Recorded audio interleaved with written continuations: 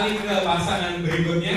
Ini menarik banget. Kenapa? Karena tadi MC juga sudah bilang ya, kalau misalnya Pak Andri dan Ibu Reni ya, atau biasa kita panggil Mang Ijo dan Si Reni ini, itu kalau ngomongin suginya udah kelewatan deh.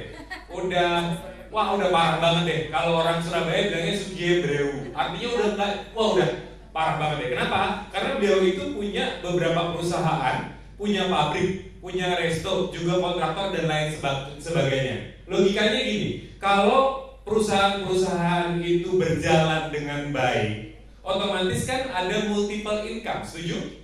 Artinya ada banyak source income, sumber-sumber penghasilan yang masuk ke kantong-kantong beliau. Tadi juga diceritain banyak villa juga, banyak segala macam. Logikanya gini nih, Mang Ijo sama Cireni, kalau udah duitnya banyak banget gitu, kalau di luar sana bilang, kok masih mau sih jalan bisnis beginian, nggak jijik apa? Maksudnya bener nggak sih? Kayak orang kan sering ngapain lu jalan begitu, bener nggak? Ngapain gitu loh? Karena kalau dari sisi saya, ini kan uangnya dari sini aja udah banyak banget. Berarti kan di otak saya ada hal lain di luar uang yang akhirnya membuat Mang Ijo sama Cireni akhirnya oke deh gitu. Silahkan dijawab. Terima kasih. Mesti berdiri ya. Silahkan. Biar kelihatan. Jadi awal muasalnya itu sebetulnya karena kesehatan. Jadi di keluarga saya itu ada yang sakit dan ternyata harus punya mesin ini supaya sehat ternyata. Dan singkat kata saya beli. Tapi waktu beli bingung mau belinya kemana gitu ya. Dan untungnya Tuhan kasih malaikat tak bersayap. Tepuk tangan buat Stefanus Beng Wijaya. Dan itu pun karena beliau ngotot, makanya saya pasang. Kenapa? Mohon maaf di sini kalau ada pengusaha mungkin tidak seperti saya, karena saya itu sombong gitu. Pokoknya Kok Bebeng, kalau lu nggak pasang jam 8 malam ada mesinnya, gua nggak jadi beli. Film gitu ya. Galak banget, pokoknya gua nggak jadi beli. Kata Kok Bebeng, tenang nanti. Dia ngomong ke ada sponsor saya Bro Denny, tenang, gua ada mesin deh. Saya nggak tahu itu mesin baru mau bekas pokoknya malam itu dipasangin dan sampai jam 12 malam itu dipasangin. Dan singkat kata kita sekeluarga jadi sehat. Nah terus ya Kok Bebeng selalu ngomong, Dri katanya, ini ada bisnisnya, bagus bisnisnya, bla bla bla bla bla bla. Aduh Kok Bebeng sorry ya, gua ngurusin bisnis yang ada aja sekarang udah pusing katanya. Lu nyuruh gua nambah satu bisnis lagi terus melem lagi kan? Oh ya maksud saya ya melem gitu, ya MLM gitu maksudnya. Mindset saya masih melihat bahwa MLM itu nggak ada duitnya. Saya bilang oh sorry Kok Bebeng, gua nggak ini deh. Itu 8 bulan teman-teman. Ayo. Tahun berapa ya? 2017 ya. Nah pokoknya diajakin terus nggak mau aja. Nah tadi temen Om JJ tadi bilang katanya kalau banyak pengusaha, banyak usahanya mungkin nggak butuh duit katanya. Salah. Salah. Pengusaha yang banyak usahanya itu tandanya dia mata duit. Serius, betul. Coba dulu. Itu tandanya mata duit. Dan saya salah satu yang paling mata duit. Jadi mata duit boleh ya? Boleh. Dan teman-teman ya. Saat itu saya tersentuh karena adiknya beliau ya, adiknya istri saya itu dia punya sakit GERD ya, terus melihat papa saya kesehatan membaik, dia ikutan beli ya, terus sama Kok Bebeng disimpan di bawah saya, terus tiba-tiba dia cerita ke teman-temannya dan anehnya juga istrinya adiknya Reni ini ya itu punya pabrik. Bos pabrik lah, pokoknya usahanya gede lah gitu. Terus bingung, lu ngapain sih punya pabrik, usaha masih begini, masih mau cerita gitu. Gue kan tinggal ngomong aja. Kalau dia bisa menjadi sehat, ya itu jadi pahala gue kan. Dan ternyata dia cerita. Terus tiba-tiba 7 mesin terjual, 8 semua. Dan saya nggak tahu. Adik saya itu bilang ke istri saya, Ci katanya, waktu lu beli mesin kan ngasih KTP, NPWP sama kartu buku tabungan kan? Ya. Itu lihat mutasi rekeningnya, itu ada duit masuk. Ya pokoknya butuh seminggu nyari rekening itu. Kenapa? Karena rekening itu saya pakai yang nol. Kenapa? Walaupun saya percaya sama Kowe, ya, tapi kalau misalnya dia ketipu, saya ikut ketipu kan nggak lucu. Kenapa? Gua beli mesin 48 juta, ngasih KTP masih oke, NPWP masih oke, buku tabungan buat apa? Betul nggak? Betul. Saya kasih yang rekeningnya nol gitu loh, saya kasih, ya. Terus tiba-tiba rekeningnya itu yang ditanyain. Nah, butuh waktu seminggu nyari rekeningnya, nggak tahu bukunya kemana. Tiba-tiba di print masuk uang 52 juta 200. Nilai uangnya sih oke ya. Tapi yang membuat saya tertarik itu adalah gua duduk manis nggak ngapa-ngapain, balik modal. Ya, setuju nggak teman-teman? Setuju. Saya tuh beli mesin, ya, ini bukannya gimana ya? Saya nggak gengsi loh, saya ngutang loh. Saya beli mesin nyicil pakai kartu kredit 12 kali, 12 bulan ya. Itu bulan ke-8 tiba-tiba lunas. Coba teman-teman otaknya tuh kayak gimana coba? Kalau otaknya sefrekuensi sama saya, kalau nggak jalanin bisnisnya nanti kebangetan. Ya. Saya melihat ini gua duduk manis nggak ngapa-ngapain dapat duit 52 juta coba. Ya, tapi ternyata waktu dijalanin ya, masalah yang timbul banyak banget. Aduh, jujur banget ya. Banyak banget ya. Ternyata tidak seperti yang saya angan-angankan. 52 juta duduk manis, ternyata enggak. Kenapa? Ini hambatan terbesar. Jadi hambatannya itu adalah tadi beruntung ya didukung sama Oprah. Berarti contoh yang tidak didukung ya. Jadi teman-teman jangan kecil hati. Jadi kalau ada istri atau suami tidak mendukung, ya tandanya siap-siap jadi nomor 2.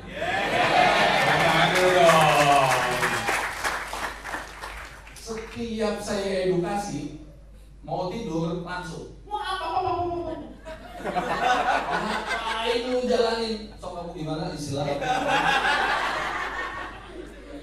Ya, saya selalu komplain sama Ijon. Setiap malam kalau setiap hari itu dia sama teman-temannya mengedukasi. Dia nggak membantu saya selalu marahin dia, ngapain sih kamu ngejalanin bisnis itu, air tangan lo tuh udah cukup diminum aja. Saya pikir itu kayak bisnis ngejaring angin. Ngejaring angin.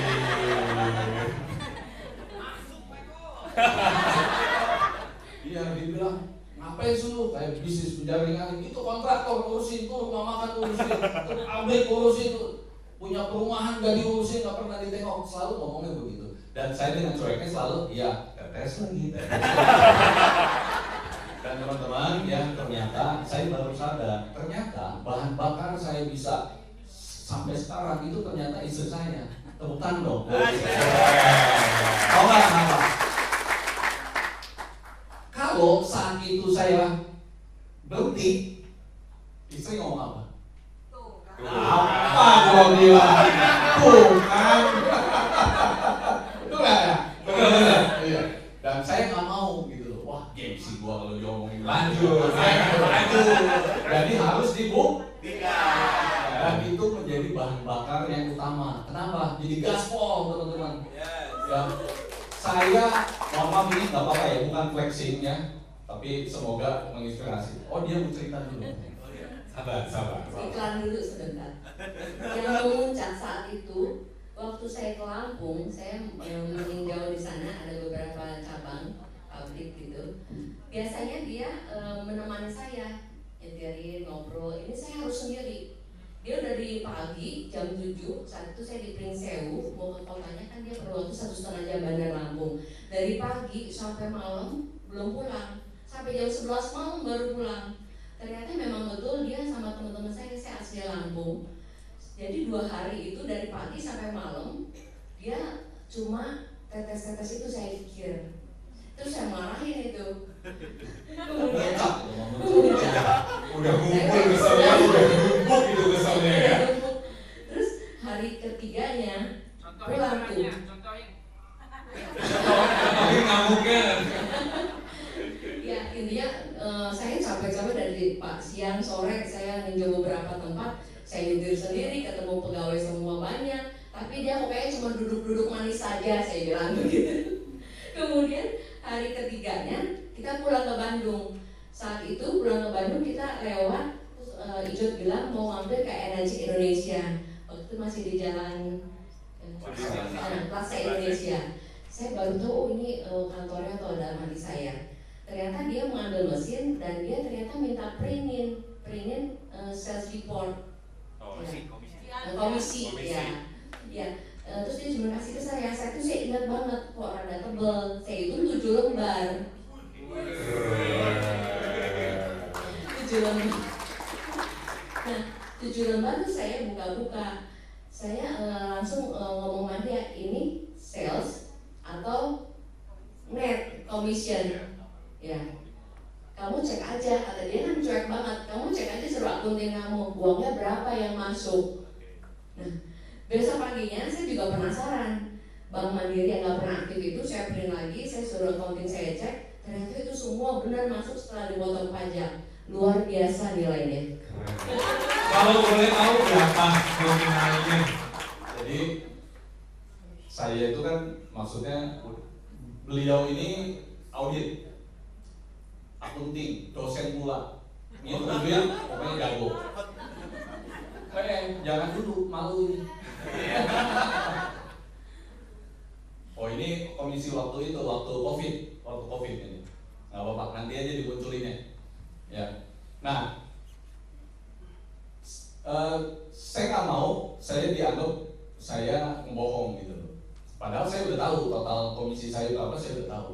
Tapi kalau dia nggak dibawa ke office, nggak lihat langsung, nggak nunjukin print-printannya, kalau cuma dikasih lihat mutasi rekening doang, disangkanya saya ngegoreng, tahu maksudnya? Masukin sini, masukin ke situ, sini keterangannya Energi Indonesia misalnya gitu ya. Nah saya nggak mau dianggap itu karena teliti banget ya. Audit, uang sepera pun jatuh diambil gitu. Dan ibaratnya begitu. Dan akhirnya setelah dia lihat, hah benar nih katanya. Teman-teman mungkin udah tahu ya. Jadi saya 28 September jalanin bisnis energi itu ke office 28 September 2017 ke office 7 Januari. Jadi 28 September saya pulang dari Okinawa, Osaka, lihat pabrik, office dan lain-lain.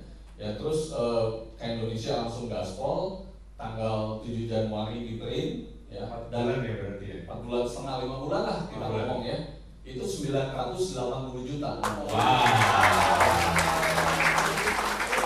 Di situ saya melihat bahwa wah ini betul duit ada gitu. Dan makanya saya tanya itu sales atau net income, net profit.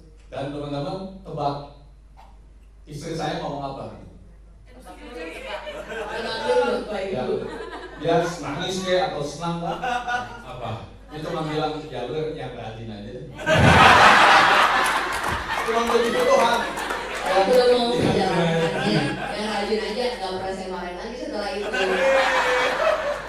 Minimal nggak ngomel lagi ya, nggak dari angin lagi ya. Oke, kalau di tadi mumpung Mang Ijo tadi bilang sama saya ngomongin COVID, karena kan kalau misalnya pebisnis itu kan yang paling terpukul pada saat COVID kemarin ya, setuju ya teman-teman ya.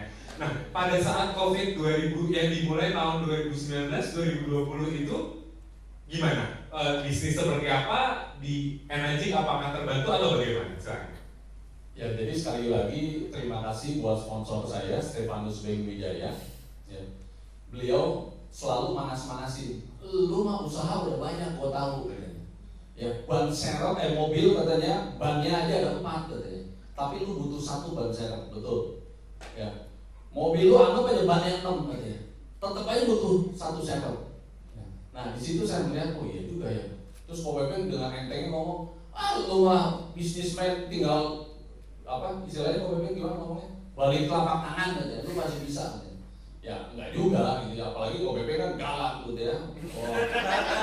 Pokoknya lu gak bisa edukasi, gua temenin.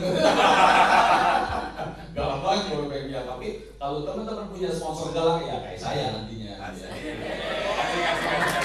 Nah, ya saya melihat bahwa ini jadi backup.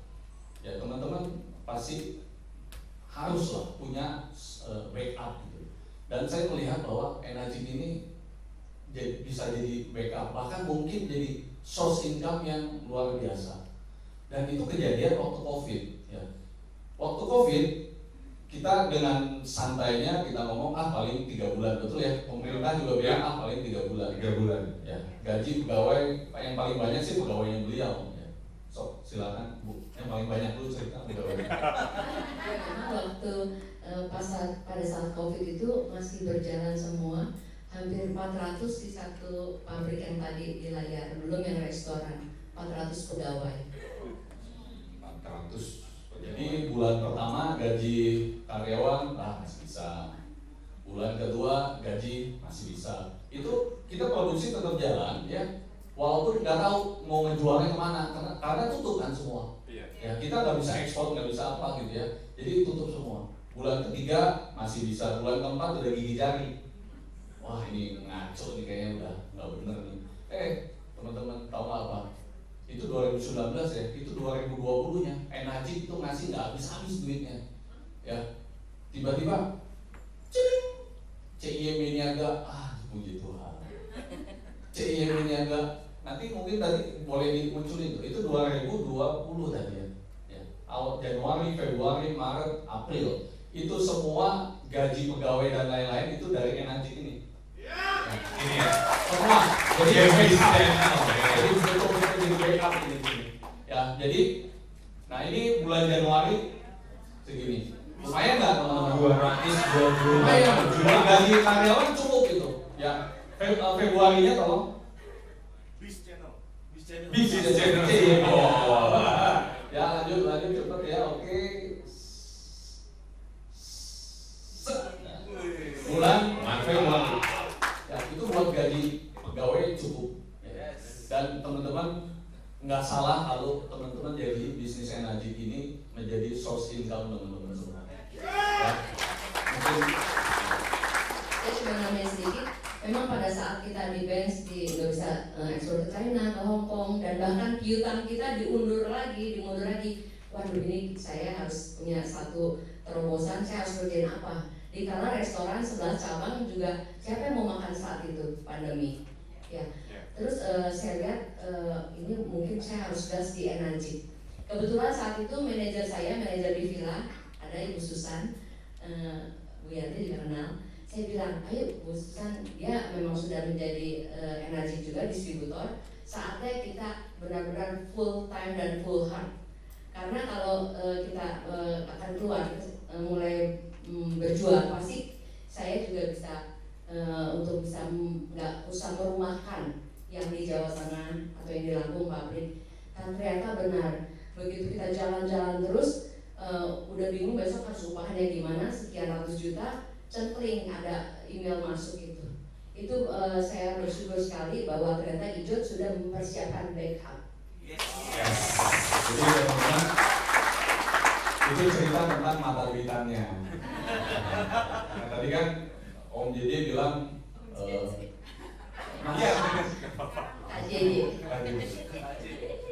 ya katanya udah banyak usaha ngapain sih jalanin energi. Sebetulnya teman-teman ya, selain duitnya ya, itu happy loh jalanin energi.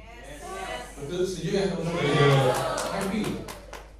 Satu, jalan-jalan, kok ada yang ngomong jalan-jalan? Jalan-jalannya udah pasti ya. Saya jalan-jalannya, mohon maaf, gaya, mungkin fotonya juga ada. Oh iya udah ya. Jalan-jalannya ke sini. Ke setiap office. Jadi target saya itu setiap office dari 43 ya Pak ya. Ya, mungkin 2 tahun lagi lah akan saya jabanin. Jangan lama, 2 tahun aja kita jabanin. Nah, ini setiap office kita jalani ya. Kita lihat bukan untuk apa, untuk visi. Jadi teman-teman, yang kita kerjasama itu bukan perusahaan kaleng-kaleng teman-teman. Betul nggak? 43 negara loh, gila, gila. Saya pernah, nih cerita lagi ya. Saya pernah mau meeting di Taiwan sama di Hong Kong. Terus mau meeting mana ya? Masa di Starbucks? ngomongin miliaran di Starbucks. Nggak mungkin ya. Terus langsung otak gua cekling, yuk kita ke office gua aja. Gimana nih? Boleh. Hongkong, Sim Sasui. Ya betul loh. Saya janjian, ya terus di Taiwan juga sama janjian. Nah ini waktu di Taipei, ya. Meetingnya di office. Wah, meeting bla bla. Gila lu punya office begini sewanya mahal tuh. Tenang, bukan gua yang bayar. Betul kan? Nggak bohong kan? Saya yang bayar kan? Betul ya Pak ya? Iya. Tapi betul nggak Pak itu office saya ya? Betul kan? Nah itu udah selesai bisnis yang lain, terus apa? Bisnis celup-celup. Closing satu. Di Taiwan, di Hong Kong juga sama. Jadi luar biasa teman-teman bisa manfaatkan 43 negara office yang ada. 43 cabang di 23 negara. Ya, nah itu teman-teman. Jadi luar biasa banget lah. Ini bukan bisnis kaleng-kaleng.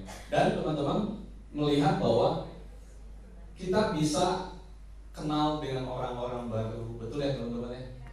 Dengan yang frekuensi yang sama, mau membantu, saling membantu orang lain ya, mau membantu orang lain untuk lebih sehat lagi, lebih sukses lagi, itu pasti lebih happy. Ya, nah mungkin begitu dulu teman-teman ya. Itu tentang happy-nya ya. Duitnya tadi udah. Oke. Saya penasaran nih sama Cireni. Karena saya dengar bisikan-bisikan itu ada yang bilang sama saya kalau ada orang baru ketemu sama Cireni bahaya. Kenapa? Karena udah pasti closing. Kebayang nggak? Beneran, jadi misalnya nih, saya dapat cerita Cireni lagi penerbangan pergi kemana di bandara, terus tiba-tiba udah disenyumin nih sama Cireni, tahu-tahu ngobrol, bisa langsung closing. Penasaran nggak apa rahasianya? Ayo kita tanya, apa tuh rahasianya Cireni? Minum dulu. Boleh. Kita minum dulu ya semua.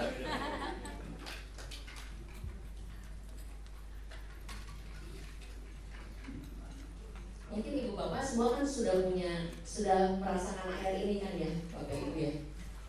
Kemudian berubah nggak tubuh kita? Berubah. Kemudian badan lebih sehat, lebih ringan, lebih stamina fit ya. Jadi saya benar-benar sudah fanatik banget. Walaupun waktu itu saya belum fanatik sama bisnis saya saat itu, tapi saya udah fanatik banget sama air ini. Jadi sebuah perubahan sudah saya alami. Tubuh kita atau tubuh teman kita juga nggak mungkin berbohong toh. Ya, jadi karena saya sudah pede, saya sudah berubah, sehat. Saya pede banget. Dimanapun saya selalu bawa tumbler ini yang warna ungu-ungu banyak. Dan saya selalu nge-branding. Dimanapun saya berada, saya selalu bawa tumbler itu.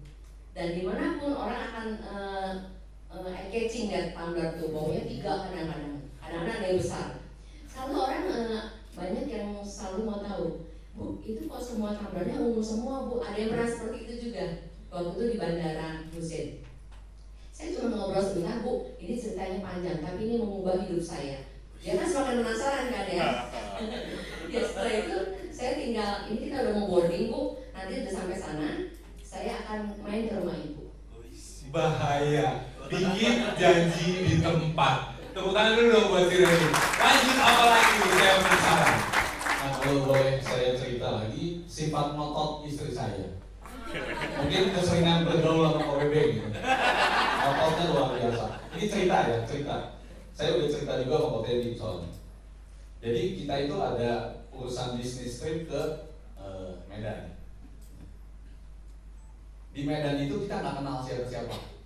Ya, cuma satu orang yang mau kita temuin doang. Tahu nggak teman-teman? Istri saya bilang apa? Siapin mesin 4. Mesin baru 4. Mesin baru 4. Siapin mesin 4. Tanggal 82, SD-nya 2. Oke. Gila lu. Saya nih sebagai cowok ya. Gua berat lu ini lu, bawanya lu. Marah-marah, nggak mau bawa. Pokoknya bawa barang yang gua nggak mau, pokoknya gua nggak mau bawa. Nggak mau bawa, pokoknya ngotot nggak mau bawa. Terus istri saya bilang, tenang nanti gua yang bawa. Dalam hati gua, dia yang bawa. Gengsi juga, pasti gua bantuin. Pasti dibawain juga. Aduh.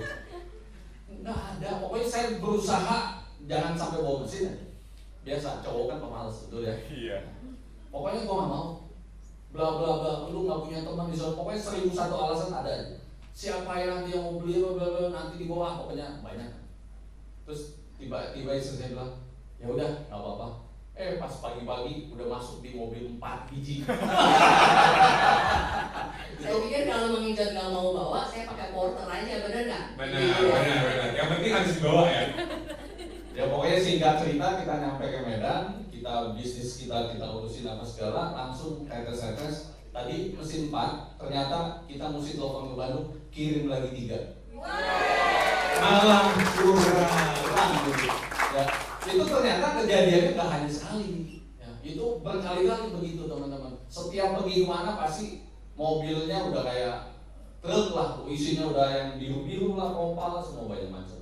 Jadi sifat ngotot itu ternyata Membuahkan hasil. Jadi teman-teman semua ya, kalau misalnya nanti jalanin bisnis ini ya, kita bukan maksa, ya.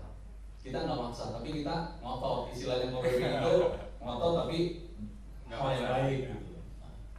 Ya jadi ini istri saya. Dan hasilnya apa teman-teman? Komisinya siapa yang lebih gede? Saya komisinya kalah. Ini lebih gede lagi ternyata komisinya. Walaupun dulu nggak mau jalanin bisnis, saya kan mau dulu. Ya, saya pikir, saya mindset saya, dimanapun saya berada, saya akan cerita apa yang menurut saya baik dan saya sudah rasakan. Jadi di sini sebenarnya tugas kita itu sebagai messenger, kita membawa kabar baik loh. Iya, karena di luar sana masih banyak banget orang yang belum tahu dan belum tahu jalannya, entah bisnisnya, entah produknya, banyak banget di sana. Tahu kangen water tahu, tapi sebetulnya mereka tidak tahu apa-apa. Dan kedua, di sini saya happy banget. Kenapa? Karena ternyata saya bisa punya teman banyak banget yang tadinya saya nggak kenal, tapi dipersatukan di bisnis energi. Kemudian yang paling penting, Bapak Ibu, kalau kita mau jalan bertugas, kita selalu bawa dalam doa, entah di perjalanan, entah sebelum meninggalkan rumah. Karena Tuhan punya rencana yang lebih indah. Mungkin bukan saat itu, kita hanya sebagai messenger, tapi mungkin beberapa waktu kemudian. Itu saya alamin banyak sekali. Bahkan kadang-kadang saya menemani tim saat itu di Tangerang, udah panas banget. Terus yang di edukasi ternyata sama tim saya kayak udah negatif, dia udah putus asa keluar dari pintu keluar, tinggal saya sendiri satu-satu keluar. Tim saya akhirnya juga mengicut keluar, tinggal saya sendiri. Kemudian saya berdoa sebentar dalam hati, kemudian saya lanjutkan dengan antusias. Jadi kalau kita sebagai pembawa kabar baik, muka kita muram, grooming kita tidak sukacita, tidak gembira, itu akan menular juga. Saya semangat banget, saya lanjutin. Saya cuma bilang, Ibu Bapak, kalau saya harus menyelesaikan bahan ini semua karena supaya komplit. Tapi kalau memang ini tidak bermanfaat nantinya untuk Ibu Bapak, nggak masalah. Tapi saya mau menceritakan ini karena saya sudah alami. Dan nanti kalau teman-teman juga pasti sudah alami, yang tim saya sudah alami, dia mau menceritakan karena mereka sudah mengalami perubahan. Ya, kemudian saya tetap walaupun mereka rada duduknya santai-santai, saya dengan semangat, lama-lama mereka duduknya berubah posisi, semakin semangat, deket lihat edukasi, dan saya juga lihat siapa ternyata yang katanya lebih memegang palunya, yang memegang decision makernya. Jadi pada saat kita edukasi, kita harus sambil mengamati sebetulnya siapa sih yang memegang keputusan di dalam keluarga itu. Singkat kata, saya selesai edukasi, saya kasih kesimpulannya. Akhirnya dia minta langsung dipasangin mesin. Saya langsung panggil Mang John, Pipi pasangin mesin K8. Jadi kondisinya saat itu saya udah nyerah. Dia kurang aja gitu. Tim saya bertiga tuh tadinya di depan, awalnya semangat, tapi tanggapannya gitu ya, tanggapannya enggak ini kan kita udah nyerah, gua keluar terus bini istri saya bilang ngapain udah keluar, udah nggak mungkin bisa lah. Masa gitu nggak bisa masuk gitu sih. Tiba-tiba dia manggil, kirain mau ngajak pulang, pulang gitu ya. Enggak, pasang mesin. Kekuatan ngontotnya terbukti ya. Waduh, itu. Jadi teman-teman hati-hati ya, kalau udah Neng Ijon datang. Kalau udah disenyumin bahaya ya. Jadi teman-teman di sini ada dari Bekasi, Sukabumi, ya. Terus siapa lagi tadi? Purwokerto gitu. Itu musik gaspol teman-teman. Ya, jangan sampai Neng Ijon ke Sukabumi. Bahaya.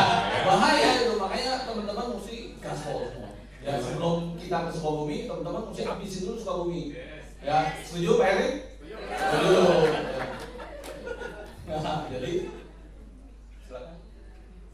Ya, yang satu saya lihat dari paradigma bisnis di NRJ, saya udah menjalani sandang pangan papan dan Mang Ijot. Ya. Semua investasi bisnis di luar sana itu nggak ada yang kecil nilai investasinya, besar banget.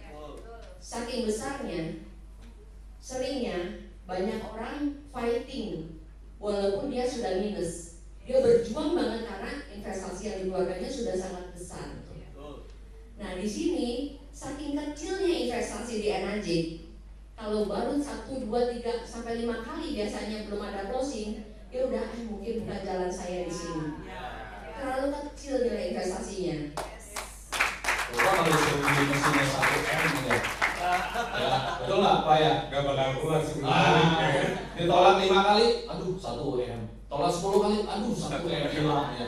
Makanya teman-teman jangan nganggap investasinya kecil, tapi lihat apa? Duitnya yang gede. Ya peluangnya, ya komisinya yang gede, bukan modalnya. Mungkin begitu lah. Oke, jadi tadi kalau tepuk dulu dong buat Mang Ijo dan Kireni. Saya pikir tadi itu cuma senyum-senyum, ini itu apa? Pasang susuk ya kan? Senyum closing, ternyata enggak. Kekuatannya apa tadi kalau teman-teman bisa simpulin? Doa, itu kuncinya. Jadi doa, yakin, ngotot. Betul ya begitu ya? Oke, siapa hari ini yang belajar banyak dari kedua pasangan ini? Angkat tangan. Sekali lagi angkat tangan. Boleh saya minta tolong terima kasih kepada pembicara? Terima kasih. Oke, terima kasih dari saya mohon maaf apabila ada